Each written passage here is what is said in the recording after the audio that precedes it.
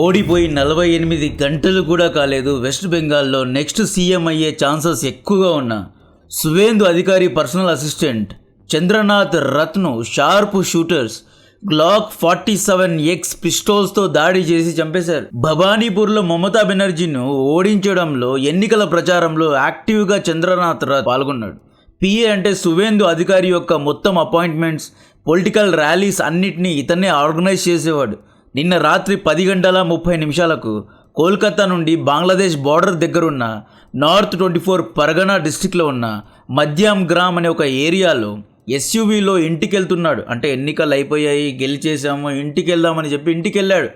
ఒక fake number plate ఉన్న కార్ను follow అయ్యి బైక్ అడ్డం పెట్టి ఎస్యూను రోడ్డు మీదే ఆపి గ్లాక్ పిస్టోల్స్తో 10 రౌండ్స్ కాల్పులు జరిపి చంపేశారు. ఇక్కడ దాడి జరిగింది పిఏ పైనే, బట్ మెసేజ్ వెళ్ళింది అమిత్ షా గారికి. మేమింకా బార్డర్ డిస్ట్రిక్ట్స్ను కంట్రోల్ చేస్తున్నాము, ఇంకా సిండికేట్ మా యొక్క కంట్రోల్లోనే ఉంది, యాక్టివ్గానే ఉన్నాము, ఖబర్దార్ అని ఒక వార్నింగ్ ఇచ్చారు. ఈ దాడి చేసింది లోకల్ గూండాలు కాదు, ప్రొఫెషనల్ షూటర్స్ చేశారు. మేబీ ఐఎస్ఐ బ్యాక్డ్ ఏజెంట్స్ చేసి ఉంటారు. గేమ్ చాలా డార్క్గా మారుతోంది. లోకల్ రౌడీస్ దగ్గర కట్ట లేదా నార్మల్ పిస్టోల్సే ఉంటాయి, లక్షల విలువ గల గ్లాక్ పిస్టోల్స్ ఉండవు. మమతా బెనర్జీ రిజైన్ చేయను అంటోంది, మోరలీ నేనే గెలిచా అంటోంది. 100 సీట్స్లో ఓటు చోరీ జరిగింది, ఈవీఎం ట్యాంపరింగ్ జరిగింది, ఓటింగ్ జరిగిన సీసీటీవీ ఫుటేజెస్ ఇవ్వండి, క్రాస్ చెక్ చేస్తాము అంటున్నారు. తమ సపోర్టర్స్ తిరుగుబాటు చేయాలి అని చెప్పి పిలుపునిచ్చింది. పులిబిడ్డల్లా తిరుగుబాటు చేయండి అంటోంది. నేను పై చెప్పిన సీన్స్ ఎక్కడో విన్నట్లు, ఎప్పుడో చూసినట్లుందా? 2 years బ్యాక్ ఇది ఎక్కడో చూసాము అనిపిస్తోందా? బంగ్లాదేశ్లో January 7 జనరల్ ఎలక్షన్స్ జరిగాయి. షేక్ హసీనా గెలిచింది. జూలైలో హసీనా ఎన్నికల్లో రిగ్గింగ్ చేసింది అని, ఓటు రిగ్గింగ్ చేసింది అని చెప్పి స్టూడెంట్ ప్రొటెస్ట్ జరిగింది.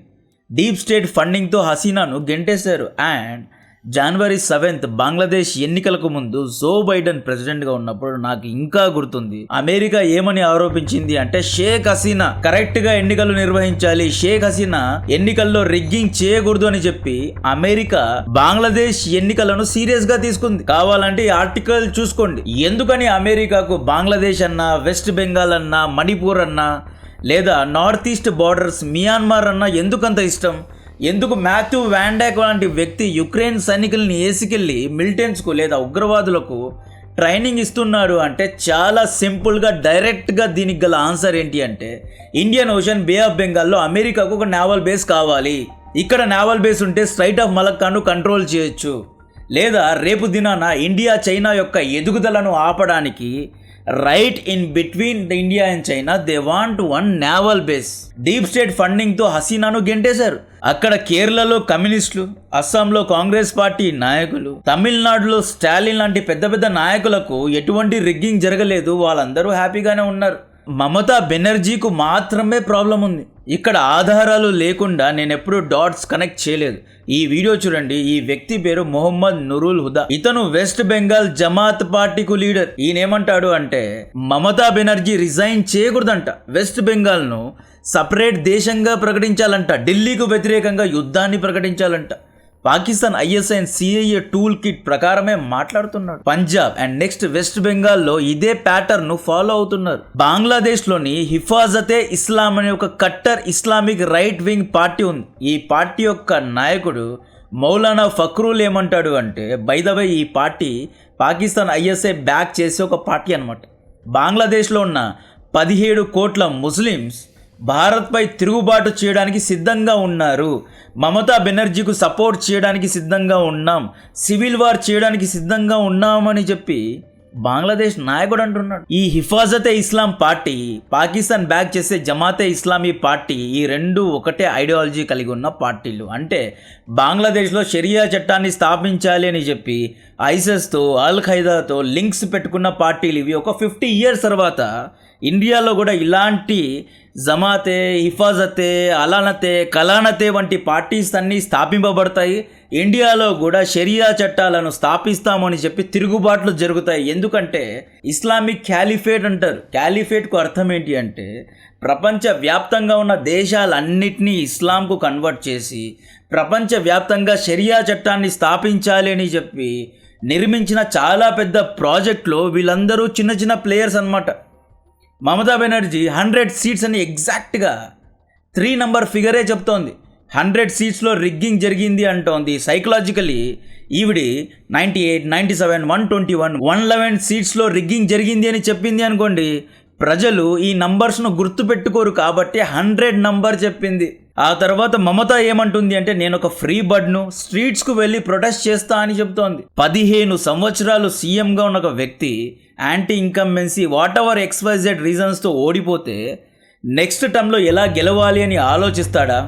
స్టాలిన్ లాగా రిజైన్ చేసి లెట్స్ వాచ్ ద గేమ్ అని చెప్పి గేమ్ ఆడతాడా? లేదా స్ట్రీట్స్కి వెళ్తా, తిరుగుబాటు చేస్తా, వాళ్ళని చంపుతా, వీళ్ళని చంపుతా అని చెప్పి ప్రతిజ్ఞలు చేస్తాడా? ఈవిడ అక్కడితో ఆగకుండా 15 మంది టీఎంసీ ఎమ్మెల్యే ఎంపీలను ఒక గ్రూప్గా ఫామ్ చేసి, ఒక కమిటీ లాగా ఫామ్ చేసి బీజేపీ ఎలా రిగ్గింగ్ చేసింది, ఈవీఎం ఎలా ట్యాంపరింగ్ జరిగింది అని చెప్పి ఇన్వెస్టిగేషన్ చేస్తోంది. ఫాల్టాలో సౌత్ 24 పరగనాల్లో ఈవీఎంలో క్లియర్గా, ఈ ఫోటోస్ చూడండి, క్లియర్గా బీజేపీ కాంగ్రెస్ పార్టీ గుర్తులపై టేప్స్ వేశారండి. క్లియర్గా కనిపిస్తోంది ఎన్నికల్లో ఈవిడే రిగ్గింగ్ చేసింది అండ్ ఈవిడ ఆరోపణలు చేస్తోంది. మమతా బెనర్జీ శవ రాజకీయాలు చూస్తూ ఉంటే స్టాలిన్పై గౌరవం అమాంతం పెరిగిపోయింది. ఓటర్ లిస్టులో ఎక్కువగా డెలీట్ అయిన 20 కాన్స్టిట్యుయెన్సీస్లో 17 చోట్ల మమతా బెనర్జీ పార్టీనే గెలిచింది. ఎస్ఏఆర్ వల్ల ఈ ఎన్నికల్లో ఎటువంటి ఎఫెక్ట్ లేదు. ఈవిడ వెనక డెఫినెట్గా పాకిస్తాన్ ISI ఉంది అనే అనుమానాలు ఉన్నాయి. ఎందుకంటే మహసిన్ నాఖ్వీ ఈరోజు బంగ్లాదేశ్కి వెళ్ళాడు. బీజేపీ గెలిచిన వెంటనే నాఖ్వీ విత్ 9 మెంబర్స్ బంగ్లాదేశ్కి వెళ్ళాడు. అక్కడ ఏవో చర్చలు జరుగుతున్నాయి.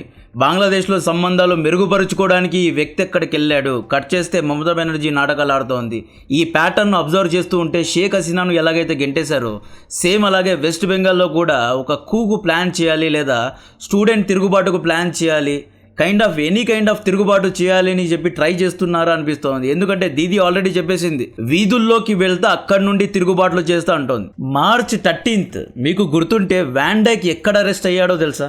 కోల్కతా ఎయిర్పోర్ట్లోనే అరెస్ట్ అయ్యాడు. అంటే మ్యాథ్యూ వ్యాన్ డైక్కు వెస్ట్ బెంగాల్లో ఎవరో ఒక వ్యక్తి సహాయం చేసైనా ఉండాలి.